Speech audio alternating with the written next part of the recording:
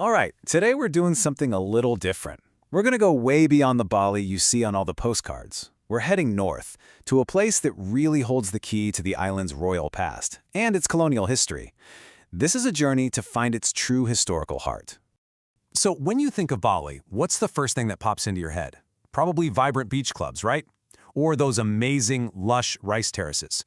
Maybe some serene yoga retreats. And yeah, that's definitely part of the story.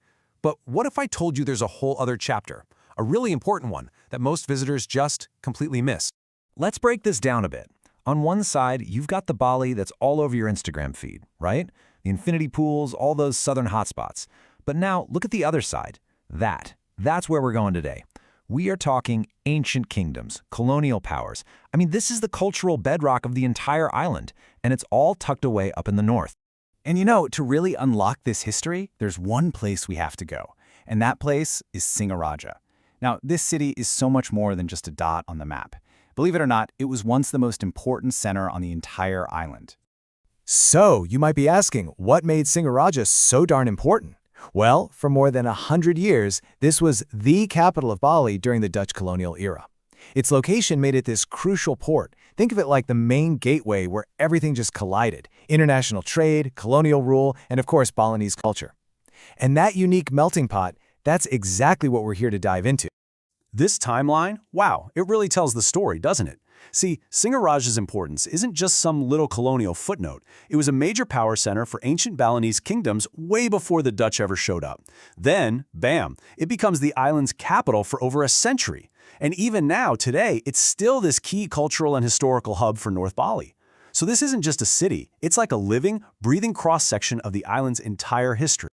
And right at the very heart of this historical hub is the Buleleng Museum. So what do you say we step inside and see exactly what stories this place has to tell? You know, before we even lay eyes on a single artifact, the museum building itself makes a huge statement. This is not some generic modern box. Nope. It's built in the traditional Balinese style, which means the architecture itself is basically the first exhibit. The story literally begins before you even walk through the door. Once you're inside, one of the first things that'll catch your eye is this incredible collection of weapons and tools. I mean, just look at the craftsmanship here. These aren't just old, crude implements. They're genuine works of art that tell you so much about royal power, historic conflicts, and just the daily life of a very, very different Bali. Okay, now we move from physical tools to the tools of civilization itself: words. The museum has these unbelievable ancient manuscripts and stone inscriptions. You got to think of these as the original source code for Balinese culture. They lay out the laws, the philosophies, and the spiritual beliefs that are still the foundation of the island today. And of course, you just can't talk about Balinese history without talking about faith and royalty. This is where the museum truly, truly shines. It's got these objects used in both sacred religious rites and these incredibly elaborate royal ceremonies.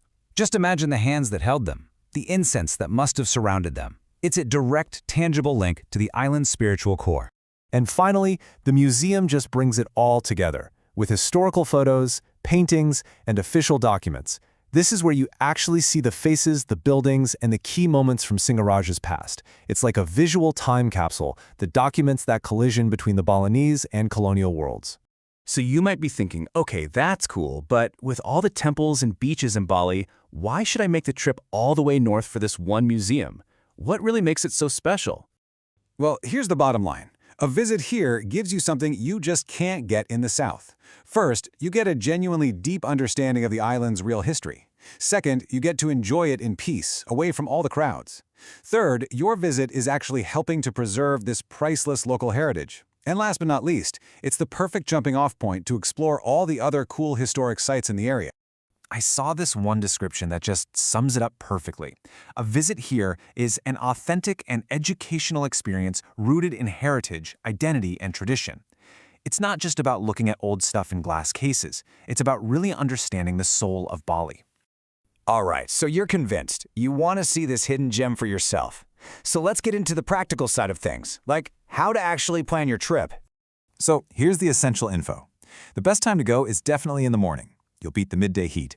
The museum, of course, is in Singaraja, up in North Bali. And getting there is pretty straightforward. You can use a private car, a motorbike, or other local transport. Now, you might see that number, 2.5 hours, and think, Wow, that's a long drive. But trust me, the journey itself is part of the whole experience. The drive from the south takes you through some of Bali's most breathtaking landscapes. It's not a commute, it's basically a scenic tour. So after all this, the only real question left is, are you ready to go beyond the postcard version of Bali? Are you ready to discover the rich, complex, and absolutely fascinating history that's just waiting for you in its northern heart?